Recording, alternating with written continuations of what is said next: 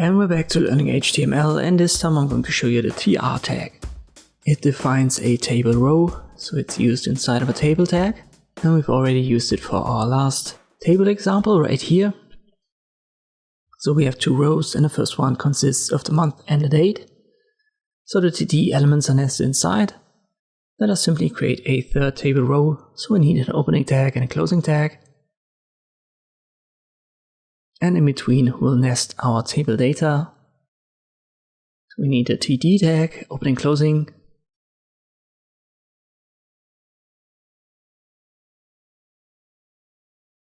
And let me just add some information, for example February and Wednesday.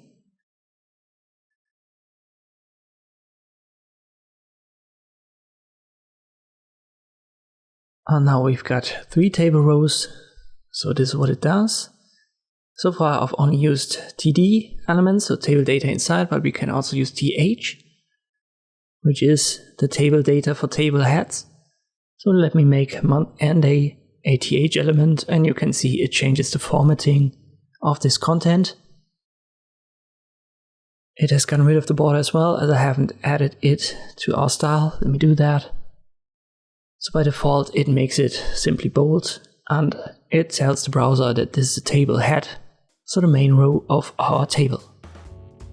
And this is what you can use the table row, the tr tag, for in HTML.